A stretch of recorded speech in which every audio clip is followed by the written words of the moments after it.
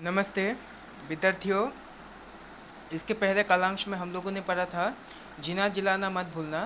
तो इस जीना जिलाना मत भूलना पाठ में बहुत से यहाँ में भाषा एवं व्याकरण का ज्ञान दिया गया है।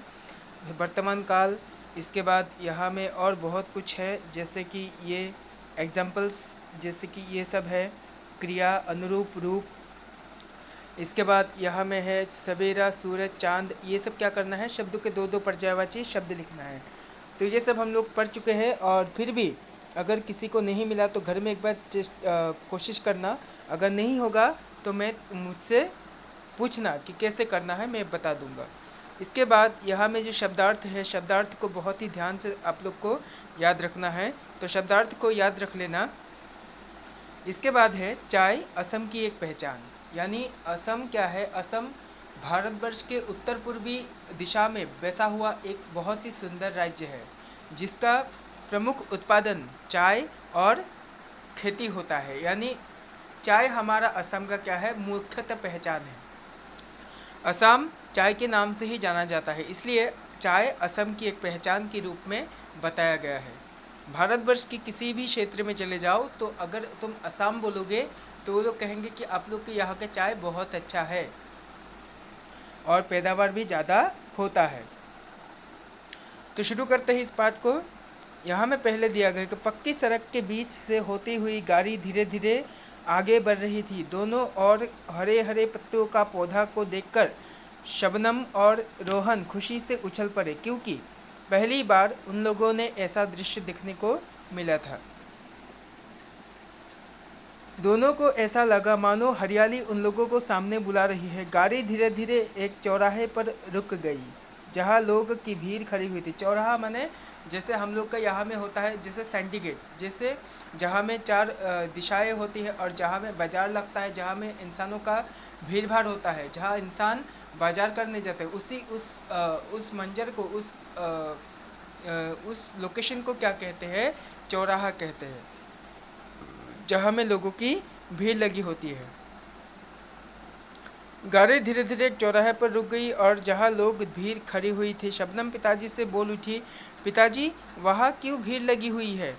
शबनम के सवालों का जवाब देते हुए पिताजी बोले, वहाँ झूमर नृत्य चल रहा है। कौन सा नृत्य? हमारे असम के जो आदिवासी लोग हैं, जो चाय की बागानों में काम करते हैं, वो लोग क्या करते हैं, वो लोग झूमर नृत्य करते हैं। जैसे हम लोग असामीस में क्या होता है, बिहू होता है, उसी प्रकार वो लोग का भी कस्टम या उन लोग का भी अपना संस्कृति, अपना धर्म, अपना रंग, अपना वेशभूषा, उसी प्रकार वो लोग क्या करते हैं, झूमर नृत्य किया करते हैं। इसी झूमर का सुमधुर गाना उन लोगों को सुनाई पड़ा। कौन सा गाना? आसाम मोड़ले हमराव जाबो कोनो भूल नाई रे, जीवने मरणे आसाम सोनार आसाम देश रे। तो गाना सुनकर उन लोगों को पता ही नहीं चला कि कब गाड़ी से उतर पड़े, दोनों झूमर देखने लगे। इसी बीच पिताजी बोल उठे, चलो उस दुकान में हम चाय पीते हैं। सभी दुकान में बैठ गए। चाय की चुस्की लेकर शबनम बोल पड़ी, वाह वाह पिताजी, यहाँ क्या चाय का स्वाद ही कुछ अलग निराला है। आप पीकर तो दिखिए ना पिताजी। चाय के कप पर मुख रखकर पिताजी बोलने लगे, हाँ हाँ हाँ, चाय तो बहुत अच्छी है। यानी चाय बहुत अच्छी है, ऐसे करके क्या कर रहे हैं, पिताजी बोल उठे। इसकी खुशबू भी बढ़िया है। यह चाय हमारे असम की है, यह हमारे असम की एक पहचान है। आते समय सड़क के दोनों ओर तुम लोग जो हरे हरे पत्ते वाले पौधे देखते हुए आए हो, ये वही चाय है जो हम लोग पी रहे हैं। चलो देर हो रही है। वे लोग फिर रवाना हुए। गाड़ी चल पड़ी। गाड़ी की गति धीरे धीरे बढ़ने लगी। बातों बातों में रोहन ने पिताजी से पूछा, पिताजी इन हरे हरे पत्तों से चाय कैसे बनती है? तो चाय कैसे बनती है, चाय को बनाने का प्रक्रिया अभी हम लोग यहाँ में पढ़ेंगे। तो यहाँ में है, हाँ तुमने ये बहुत अच्छा सवाल पूछा है। मानो सुनो, चाय के बगीचे में पहले ही हरे हरे कोमल पत्ते तोड़े जाते हैं। ये काम चाय मजदूर लोग करते हैं। जो मजदूर लोग होते हैं तो वो लोग क्या करते हैं, चाय को तोड़ने का काम करते हैं। इतने में शबनम खुशी से चिल्ला उठी, अरे भैया देखो तो, ये महिलाएं एक साथ चाय की कोमल पत्तियां तोड़ रही है। कितनी अच्छी लग रही है ना। हाँ हाँ, वे बहुत अच्छी लग रही है, रोहन बोल पड़ा। पिताजी ने दोनों की बात आगे बढ़ते हुए कहने लगा, साधारणतः चाय बगीचे में पत्ते तोड़ने का काम ज़्यादातर महिलाएं करती है। इसके बाद पत्तों को सीटीसी मशीन पर दिया जाता है। इस तरह मशीन से कई प्रकार की चाय निकाली जाती है। यहाँ से कुछ ही दूर पर जोरहाट के टोकलाई में विश्व का सबसे प्रथम और एशिया का सबसे बड़ा चाय का research centre Tocklai tea research centre अवस्थित है। मौका मिले तो हम कभी इसे देख लेंगे। शबनम पिताजी की सारी बात सुन रही थी। वो बोल पड़ी, पिताजी, हमारे असम में चाय की शुरुआत कब और कहाँ और कैसे हुई थी, बताइए ना। तो उनकी मन में क्या हो रही थी, बहुत सी प्रश्न आ रहे थे शबनम के मन में। तो शबनम एक तरफ से प्रश्न पूछा जा रहा था।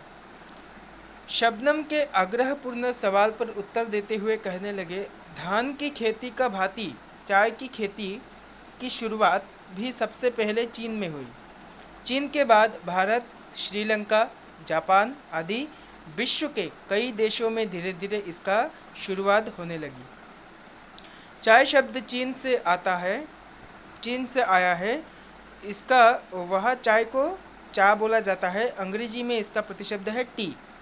सिंगफो जनजाति चाय को फिनाप अथवा फालाप नाम से जानते हैं। आहोम लोग चाय को नाम फलाप शब्द से जानते हैं। नाम का मतलब है पानी और फलाप का मतलब है चाय।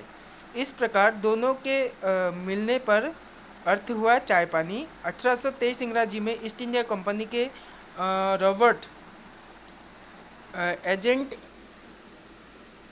एजेंट मेजर ब्रूस साहब को सिंगफो के राजा ने चाय के 2 पौधे भेंट किए थे। इसके बाद रॉबर्ट ब्रूस साहब ने असम में चाय की खोज की। इस काम में असम के प्रथम चाय कृषक मनीराम देवान भी थे, उनकी मदद की थी। इस तरह रॉबर्ट ब्रूस साहब की खोज में से ही असम में चाय की खेती का श्री गणेश हुआ। तो यहाँ में आप लोगों ने पढ़ा कि चाय की खेती किसने शुरुआत की थी और पहला कृषक कौन था और कब हुआ था। तो आज के लिए इस वीडियो को यहीं पे समाप्त करते हैं। नमस्ते।